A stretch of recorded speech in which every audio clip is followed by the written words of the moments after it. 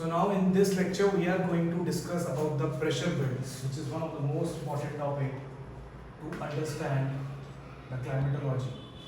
Pressure belts. In the last lecture we have discussed about the Coriolis effect.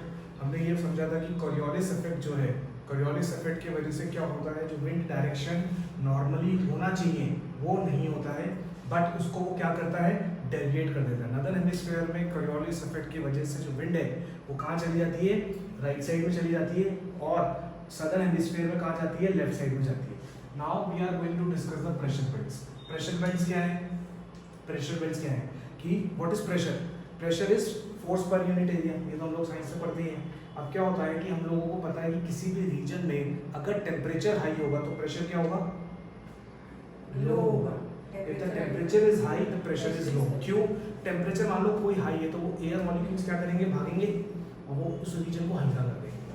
भाई पहले मान लो अगर 10 molecules हैं और अगर आप उसको हीट कर रहे हो तो वो क्या होंगे, एस्केप आउट होने की कोशिश करेंगे, तो वो 10 मॉलिक्यूल्स की जगह मान लो 6 मॉलिक्यूल्स बच जाते हैं। So we can say it is lighter, now it is more lighter. तो इसका मतलब क्या हुआ, जो हाई टेम्परेचर एरिया होगा वहां पे आपको क्या मिलेगा, लो प्रेशर जोन मिलेगा। इतनी बात समझ में आती है, ठीक है। अब हम लोग पढ़ रहे हैं प्रेशर बेल्ट्स। प्रेशर बेल्ट्स के लिए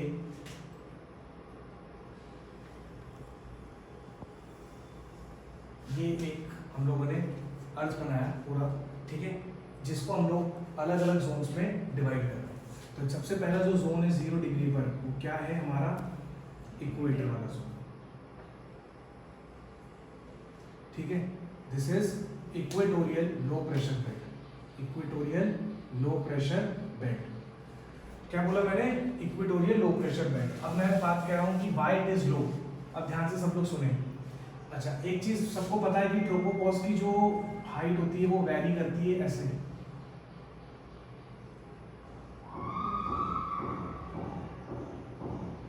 ओके श्योर है, ये बात समझ में आती है। Tropopause, what is tropopause, what is tropopause, tropopause is a layer between the troposphere and stratosphere, ठीक है। जब ट्रोपोस्फेयर से स्ट्रेटोस्फेयर में हम कन्वर्ट हो रहे होते हैं तो जो बीच में लेयर आती है उसको क्या बोलते हैं, ट्रोपोपॉज।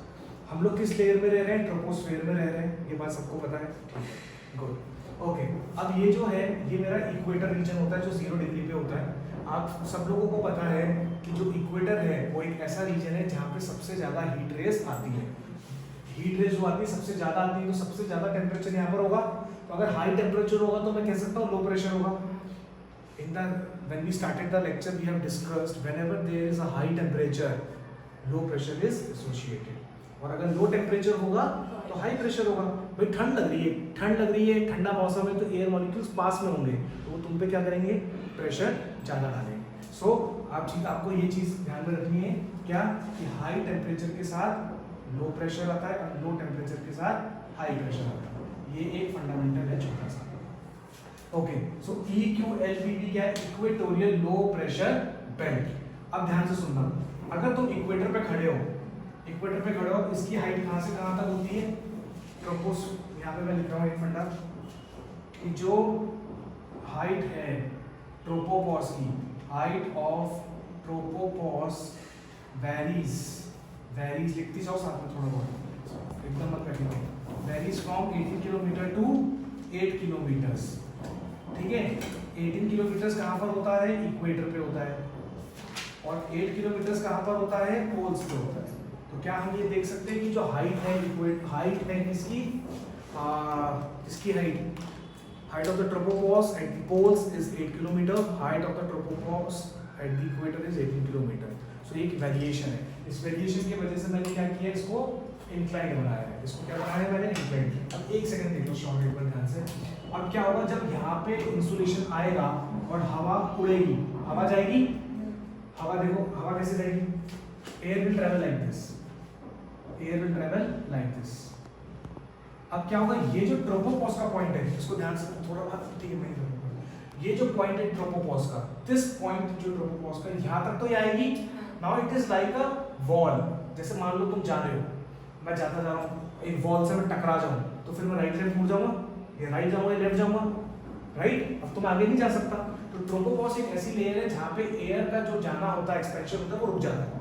अब वो क्या करेगा, डाइवर्ट करेगा। क्या करेगा, डाइवर्ट करेगा। वो कुछ इस तरीके से जाएगा। ये वाली जो हवा थी वो नीचे चली जाएगी और ये वाली जो हवा है ऊपर चली जाएगी। तो अब क्या देखते हैं, अब देखते हैं इसके बाद नेक्स्ट लेयर जो ये आती है।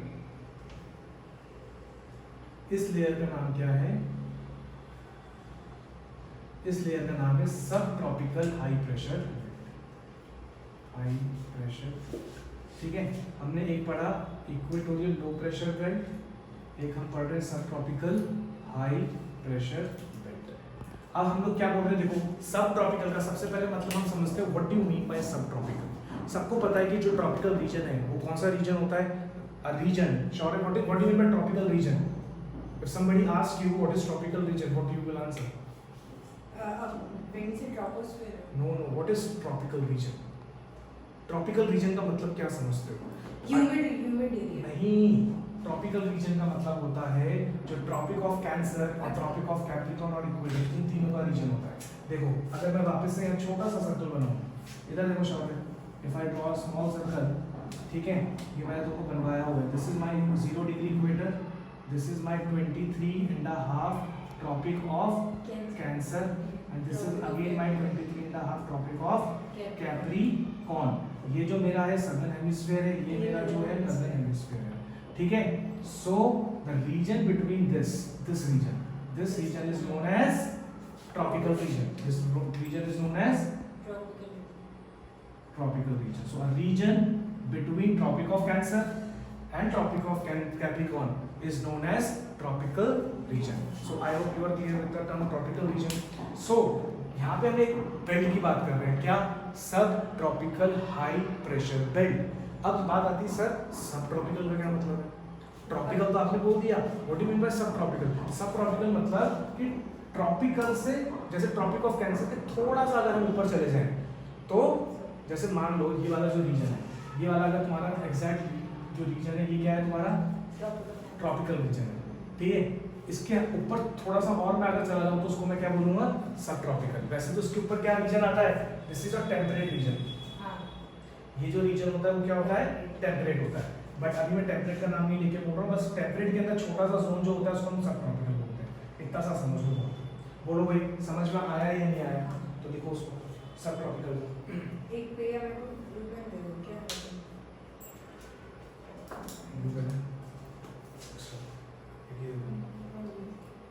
सब ट्रॉपिकल रीजन जो होता है, तो we can write the sub tropical region is, sub tropical region is the reason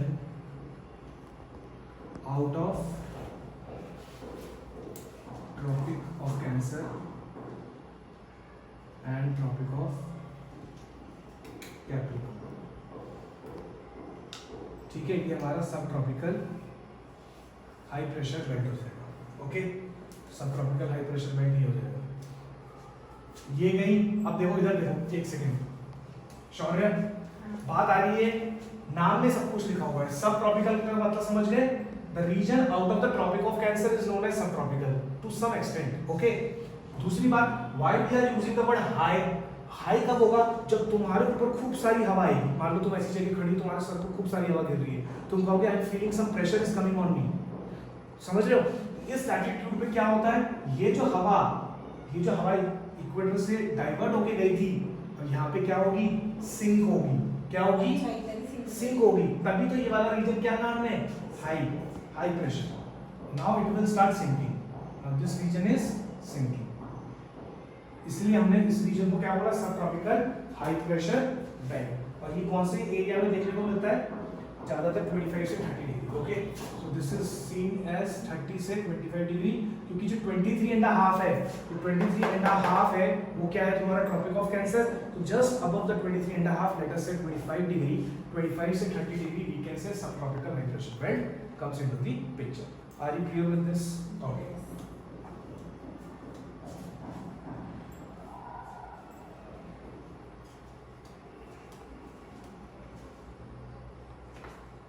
sir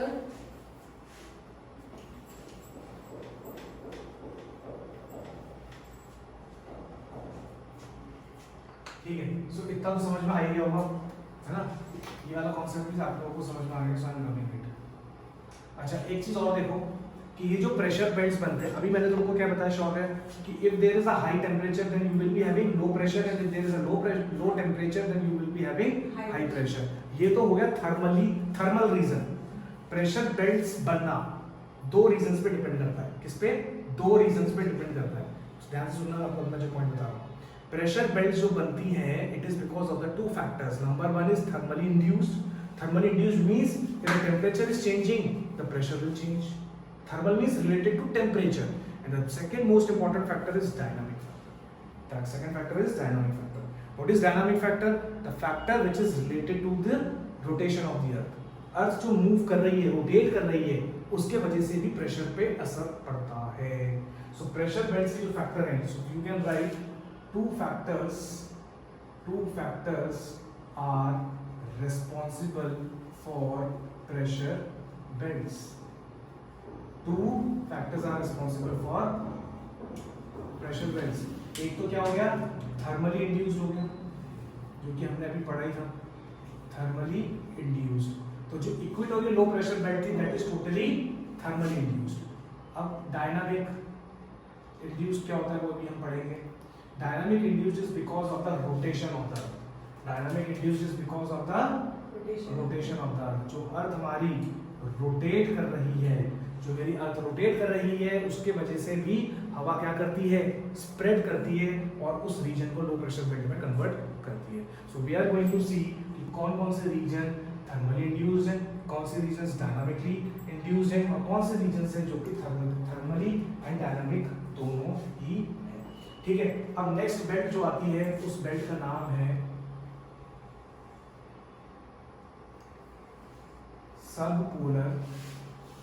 सबपोलर low pressure belt, और ये हो गया हमारा पोलर है।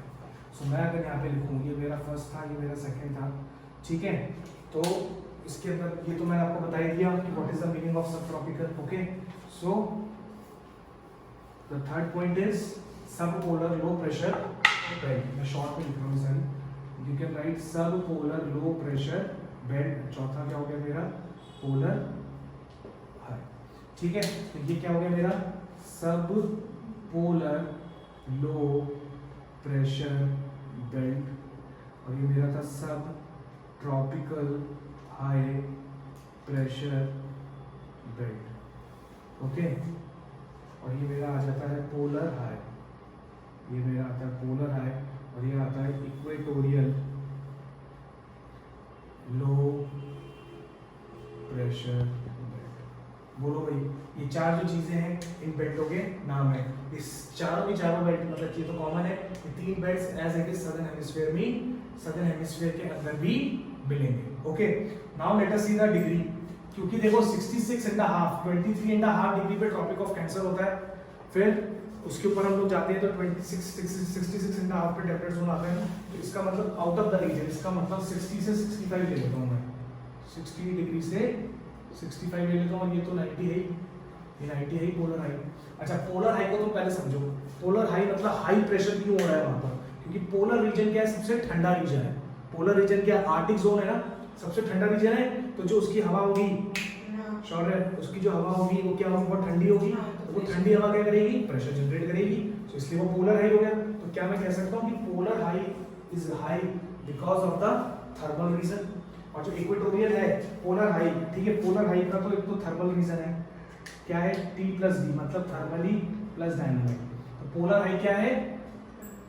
हाँ, हाई प्रेशर का मतलब क्या हुआ? यहाँ से सिंकिंग हो रही है, यहाँ सिंकिंग हो रही है इस जोन में। और equatorial low pressure belt because of sub polar low pressure belt, it is because of dynamic. Dynamic के वजह से देखा जाता है कि यहाँ की जो बेल्ट है, यहाँ से भी हवा क्या जाएगी? जैसे कि इक्वेटोरियल लो प्रेशर बेल्ट में जा रही थी, ऐसी ये गई, और ये क्या चली जाएगी? ऐसे जाएगी, ये जाएगी यहाँ पर, और ये क्या करेगी? सिंकिंग करेगी। Because of the dynamic effect, the polar subpolar low pressure belt will create, and this air again will rise, it will go up to the limit of tropopause। जैसे ट्रोपोपॉज की लेयर से टकराएगी, ऊपर चली जाएगी, divert होगी, और ये नीचे भी जाएगी कुछ, एक डायरेक्शन में जाएगी, यहाँ जाके भी आएगी, तो इसकी वजह से भी ये हाई बन रहा है। तो सब ट्रॉपिकल हाई, अब ध्यान से देखो, सब ट्रॉपिकल हाई प्रेशर बेल्ट पे दो एयर की डायरेक्शन सिंक कर रही है। क्या? एक तो ये यहाँ से गई और एक ये यहाँ से गई है, नहीं गई? बोलो भाई, बात समझ में आई? आज you guys clear with this? पक्का श्योर? बना लो उसको, ठीक है? अच्छा,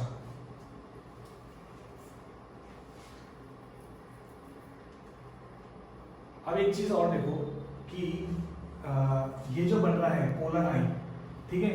अभी हम लोग इसको एक नई वीडियो में भी डिस्कस लेटर ऑन, बट अभी मैं बता देता हूँ कि ये जो है इसको ये एक सेल बन गया। क्या बन गया? ये सेल, इसको कहते हैं हेडले सेल। क्या बोलते हैं? Hadley cell. ये एक साइंटिस्ट थे जिन्होंने ये सेल को डिस्कवर किया था। Hadley cell is basically like एक रीजन हो गया बिटवीन दिस। इसी तरीके से ये भी एक रीजन है, this region is Ferrel cell, और ये क्या हो गया तुम्हारा? Polar cell. क्या समझे? ये जो रीजन है ये Hadley cell, this is your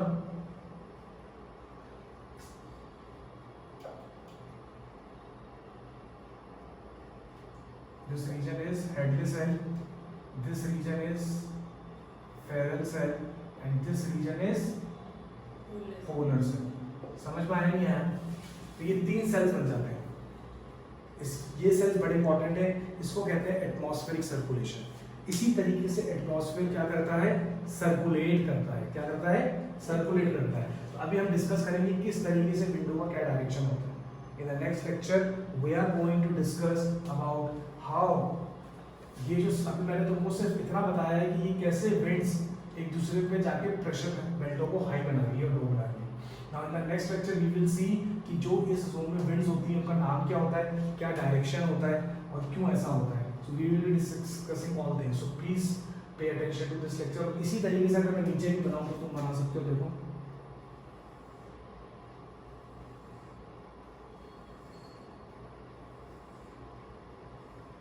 इसको क्या लिखोगी तुम? सब ट्रॉपिकल हाई प्रेशर बेल्ट। तो यहाँ से ये जो हवा आ रही थी ना, ये देखो यहाँ सिंक कर रही है। समझ में आ रहा है नहीं आ रहा? इसी तरीके से ये क्या हो गया तुम्हारा? सब पोलर लो प्रेशर बेल्ट। और ये क्या हो गया तुम्हारा? Polar high. ये वाला सिंकिंग जोन हो जाएगा, ये यहाँ से निकलेगी हवा, फिर ये यहाँ जाएगी, ठीक है? और ये भी यहाँ जाएगी। इस तरीके से ये सब जोन हो जाते हैं। तो ये तुम्हारा विंड डायरेक्शन है। You can write this as wind. ये सारी विंड है। क्या है तुम्हारी? Wind. So I hope you are clear with this whole chart. If you are clear then only you will be able to understand the next module of this chapter. Thank you so much. बोलो इस